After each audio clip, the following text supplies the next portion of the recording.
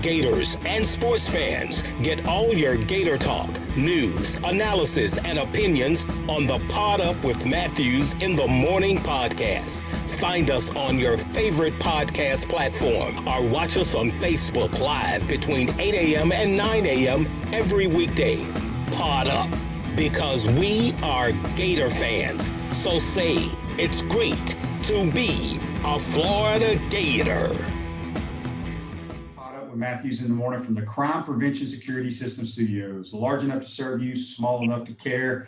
We got a good show lined up for you today. We're going to bring in one of those enemies from another university.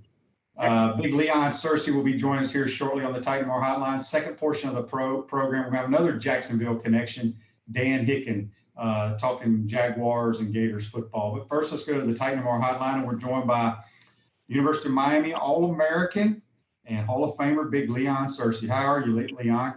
Great. How about you, Shane? Doing well. You're my third Hurricane on my show since really? I started. Yeah, I had Lamar Thomas and Michael Barrow. All right. So you're great ones. Yep, you're the third Hurricane. So let's go back to your younger days. You went to high school in Orlando. Mm-hmm. Were you strictly just a big old football player? Did you play any other sports growing up? No, well, I grew up playing street ball. I mean, I was born in Washington, D.C., but in Orlando, I just played street ball. I was a little bit, to be quite honest with you, intimidated to play organized football because I had a bad experience when I was a kid. I had a very bad experience when in the kid. I would tell you what it was, but I'm going to let you wait to get to the book before to inspire you. But I just had a traumatizing childhood, with organized football. And, when I went to Evans High School, my mom was a teacher. So my mom knew that in middle school I was a slacker, so to say. I was kind of a class clown. I would just barely get by, but she knew that I had abilities, and she knew I loved sports. So she basically told me going to high school that I couldn't play sports till I had a 3.0. So you can only imagine in high school, I'm one of the biggest kids in high school not playing any ball, so you get no attention from the ladies. Trust me. And that damn football coach was beating on your door every day, following you in the hallway, want to know why you're not playing football. It's funny you said that. The high school coach my high school coach named Bill Gerke, he actually discovered me playing basketball in the gym, and he thought I was a new student there. And I told him, no, I'll be a senior next year. And he was like, wait a minute, you'll be a senior next year? You never played football at Evans High School? And I said, no, sir. He said, well, you're coming out for spring. And that was that. So you only played 1 year of high school ball, and you ended up going to the University of Miami. What other schools recruited you, and did you take visits to everywhere else, or did you want to be a Miami Hurricane? Well, I mean, because I had the grades along with the talent, I was recruited by all three Florida schools: Florida State, Miami. I was recruited by LSU, Clemson, Georgia, Auburn, and somebody else, maybe Notre Dame, because I was big. I was a diamond in the rough. Only played 1 year. But I had a hell of a 1 year, and I had the grades to go to school. So you go to Miami, and obviously, you win 3 national titles. That's crazy. In 1987, 89, and 91. Of those 3 teams, which one was the best? The best team to ever play at Miami didn't win a national title. It was 1986 team. But if you want to pick the best, 1987, 89, and 91, probably the 87 team. The 87 team is probably the better team, because the year before, they had lost to Penn State in the national championship game. So this was kind of a redemption tour for them. And they still had a lot of amazing talent. So that 87 team was definitely better. Talk a little bit about what it was like. Gosh, those teams you just mentioned were phenomenal, loaded with so much talent. Mm-hmm. Just talk, your practices, because y'all were in the Big East back then, right? No, we were independent. We got in the Big East in 91. Okay, so you're independent. So I don't want to, you played some good teams, but you didn't play week in and week out tough opponents. Your practices had to be much, much harder than the damn football games, right? Oh, absolutely. I tell people this all the time, that our defense whipped me into the lineman that I was, because I absolutely hated our defense. And they were one of the better defenses in the country. And they used to kick our ass every day in practice. So by the time we got to the games on Saturday, it was easy, because we were never going to have to go up against a defense like that. So that actually molded me into the player that I was. And there was a certain sense of accountability in the locker room where if you were dropping balls, like Michael Irvin, if you were a wide receiver, you were dropping balls in practice, you would get leaped on. And when I say leaped on, I mean they would fight you and tell you drop another ball or miss another tackle or fumble another ball. So it was a lot of pressure to perform in practice that just kind of translated over into the games on Saturday. Yeah, we're speaking with big Leon Searcy here on the Titan Memorial Hotline, former Miami Hurricane. So you go back to your Miami days. I think I read a tweet somewhere. I was following you on Twitter talking about Miami's practice or some screen. Maybe it was in the spring or whatever, but you talked about how one spring y'all scored, one touchdown against your defense the entire time? Yeah, 1989, we had 3 scrimmages. All right, and it was the last scrimmage of the spring ball. It was the final scrimmage, and we had scrimmaged two times before. And our offense could not score on our defense. And this was back in the day where you started way back at the 10 and you had to drive first downs and score. And our defense took a lot of pride in shutting us out. And that was Dennis Erickson's first year because Jimmy had 11. Erickson came in and he brought his offense in. So the last scrimmage, first drive, we go down, we score a touchdown. The whole offense runs in the huddle. runs in the end zone. And people were like, what are they doing? And we're celebrating because we finally scored a touchdown on our damn defense. That's why we were celebrating. They were that our defense. Listen, anytime you got Russell Merlin and Cortez Kennedy to go up against every day in practice, it's going to be tough. No doubt about it. Who would you say, what game stands out the most in your mind, the memories of that game in your career at Miami? Well, I think my coming of age game was probably in 1989. 1989 was the first year I started, and I was still kind of getting my feet wet, as a starter. But the game when we played against Notre Dame when they came down to Miami, when they were number 1, we were number 7, and we beat them 27-10. When I go back and watch that film, I had an outstanding game. That was my coming to being somewhat of a star at Miami after that game. Now we went on to win a national title that year. We beat Alabama. But that game, I remember vividly that, I played with a lot of toughness and confidence that kind of, snowballed my career.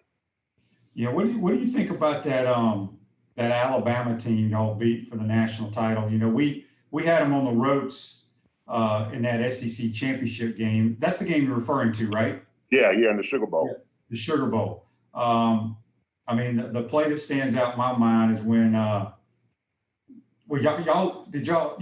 lost to Alabama in that game, right? No. Graduated. No. We in '89, the only game we lost to was Florida State in Tallahassee, 24-10. Right. And then we played Alabama. We were number 2. Alabama was number 7, and we beat Alabama. And Auburn lost to somebody. We won the title. Yeah, I'm getting confused because you're about the '92 season. Yeah, you were already in the pros. Yeah, I was in the pros. Yeah, I get confused there. So as you mentioned, in your college days, your practices going against Russell Merlin, that crew just was living hell basically every day in practice. Is there a guy that you faced in college that gave you fits, a defensive player? Only on our practice field. Greg Mark. I used to hate Greg Mark. Greg Mark was a perennial All-American that I had to go up against every day in practice, not only in practice, but in one-on-one drills. And we literally hated each other because he was physical, I was physical. We got in a couple of fist fights, but we both made each other better. But no one I can think of collegiately. Well, I tell you what, Marvin Jones was pretty special at Florida State. Oh, yeah, he was a good one. He was a good one. Marvin Jones was special at Florida State. I remember him being tough. But as far as defensive tackles, Dan Footman wasn't bad. I played against him at Florida State. Wasn't bad. See, I wouldn't say a Florida player, but we never played y'all. Right. Because y'all took off the schedule for whatever reason. I don't know why. I didn't have nothing to do with that. I'm messing with you. Refresh your vehicle and your brand with a vehicle wrap from Wrap Spot. August is your lucky month at Wrap Spot. Mention promo code Shane and receive 13% off your vehicle wrap. We're speaking with Leon Searcy here, All-American from the Miami Hurricanes. You can follow him on Twitter at Searcy _Leon. So you get drafted first round by the Pittsburgh Steelers, one of the great franchises in the National Football League. What was it like playing for Pittsburgh? Well, I love playing for Pittsburgh. I loved the college surroundings of being a Steeler. I mean, it was like, you know, Pittsburgh. The Steelers was all that Pittsburgh really. I'm not gonna say all they really had, but they promoted them, and it was a college environment, you know, with the terrible towels and the tailgating and all that kind of stuff. I absolutely love playing for the Steelers. I love playing for Bill Cowher. I was his first ever pick as a head coach, and I loved my teammates. I think that, you know, we were tough nosed, you know, hard hat, bring your lunch pail. We ran a lot of. I think it played to my strengths. You know, Ron Earhart was our offensive coordinator, and we ran a lot of, you know, traps and counters and pulling and all that kind of stuff. So, you know, it played right into my aggressive nature as a football player. Yeah, you won a lot of games with the Steelers. You ended up going and playing for the Jaguars. Talk a little bit about what it was like playing with like Tony Baselli, Mark Brunell, and that crew. Well, you know what? I tell these guys all the time now, and even I tell some of my Steeler friends that I really I didn't appreciate their greatness until I stopped playing. You know what I'm saying? So, I mean, I'm in the locker room with Greg Lloyd, Kevin Green, Rod Woodson, Carnell Lake, locker room with Tony Baselli, Mark Brunell, Jimmy Smith, Keenan McCardell. I mean, you kind of take it for granted because you're their teammates and you're on the field, or you're on the field watching them, or you're on the field with them playing. And when they make a play, you congratulate them, and you really don't appreciate it that much until, you know, 5-10 years, you look back at the film, you was like, damn, Jimmy Smith was legit. Yeah. Or Baselli, Bruiser, or, you know, Fred Taylor, man, Fred was like lightning in a bottle. So I tell those guys all the time now that I was blessed to have played with such great, not only great football players, but great men. Yeah, talk a little bit about, because you blocked for Jerome Bettis, who's an unbelievable running back, and you blocked for Fred Taylor. You know, a lot of us Gator fans, we love Fred. I think he's the most dynamic running back we ever had here. Obviously, we had Emmett, but Fred was a different level, in my opinion. Do you think Fred deserves to be in the Hall of Fame with his numbers? If he wasn't a Jaguar his entire, I mean, he played a little bit with the Patriots, but if he had played in a bigger market, say Pittsburgh, do you think he'd be in the Hall of Fame right now? It shouldn't matter. Fred Taylor deserves to be in the Hall of Fame. Yeah. At this point blank. He is one of the most, Jim Brown even said it. Jim Brown cited on TV that Fred Taylor is one of the most dynamic running backs he's ever seen run in history. So, I mean, that quote alone should give you walking papers to the Hall of Fame. But the funny story about Fred Taylor is I remember the first time we scrimmaged our defense in the actual stadium. We had a scrimmage, and Fred was a rookie, and we had a zone play where we stretched it to the right and bent back to the left. And Fred took the ball, took it to the right, bent back to the left, and the linebackers, the corners, and the safeties had angles on them, and he hit it for 80 yards. And me and Baselli looked at each other like, oh, yeah, we got us one now. We got us one. We got us one. So that was the first time I really had my Fred Taylor moment when we had a scrimmage against our defense, and he just ran past all of them. Talk about Baselli. You know, so many people that played the position of the offensive line and that critique offensive linemen talk about how great he was. You know, his career, because of injuries, was cut short. Mm-hmm. How good was Baselli? Well, I was fortunate enough to play with him and watch him and play across from him. And Baselli didn't just want to block you. Baselli wanted to annihilate you. He really did. He really took his pass protection and run his coming off the ball personal against the guy he was playing against. And I love that. That played right up my alley. And that's why we had so much success as a tandem, because he was gritty and nasty. Now, he might come across as Wonder Boy off the field, with pretty blonde locks and all that kind of stuff. But when he's on the field, he gets it done. He gets it done. He does. You ever watch that Miami Dolphin Monday Night Football game when he was going against Jason Taylor? Please watch that. I remember that, yeah. Oh, hell yeah. And then Jason Taylor thought he was going to come over my side and get something from me. And I said, listen, bro, I said, whatever he's giving you over there, you're going to get that over here. So I said, I don't matter. But yeah, but Sully, I love playing with Sully. He is, I wouldn't say he's the second best offensive lineman I ever played with. And the first is DeMarnie Dawson. Oh, yeah, he's a good one, no doubt about it. So talking about Jason Taylor, great pass rushers. Who is that one guy, man? You look at the schedule, you're in game prep, and you're like, damn, I can't sleep tonight because this guy can get after the passer. You know, that one guy that gives you fits year in and year out. Who was it? Reggie White. Oh, yeah. Yeah. No yeah, doubt. when I was in Pittsburgh, Reggie, I had to go up in Green Bay in the frozen tundra. We lost 24-19. Yancey Thigpen dropped a touchdown in the back of the end zone, but I held Reggie to no sacks. He had 5 tackles, no sacks. That's a good day anytime he doesn't have a sack. But I had the fear of God in me the night before. I'm going to lie. Yeah, I know what you're talking about. So is there one game, you know, we talked about your college career, the one game that stood out in your mind. Is there one that brings back great memories for you as whether it was a Steeler or a Jaguar? One great game is a Steeler or a Jaguar. Yeah, that game in '96 when we were, I call us a band of misfit dolls. You know, we had all kind of just different guys on the team, and we made that run in the playoffs where we played a game and give this to our fan base, and I will never forget that feeling. That's awesome. We're speaking with Leon Searcy here on the Titan More Hotline. He's an All-Pro and a University of Miami Hall of Famer. So now football's over. You're dabbling with some radio in Jacksonville, 1010 XL with those boys up there. But you also got the Leon Searcy All-Pro cigars coming out. Tell us about that. Well, I'm an avid cigar smoker. I enjoy a nice cigar.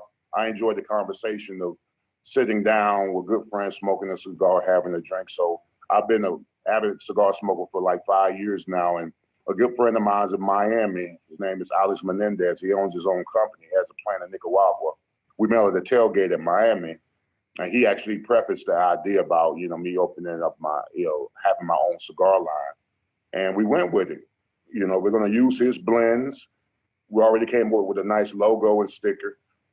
So we'll have those cigars out, the boxes, and within by the next 3 weeks, 3 to 4 weeks. But yeah, I'm excited. It's Leon Searcy All-Pro Series cigars.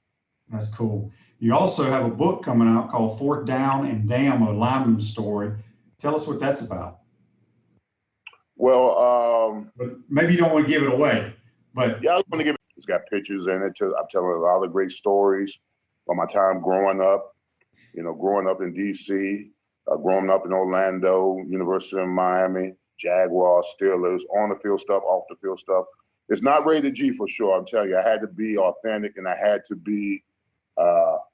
open up a bit and tell the true story about my life. And I think it's going to inspire you. You're going to maybe cry a little. You're going to be mad as hell at me. You're going to cuss me out. But when it's all said and done, I think it's going to be a very enjoyable book to read. What is there? Do you know how people can buy it yet? Well, right now we're putting that stuff in the process. We're going Amazon, Kindle, all that kind of stuff.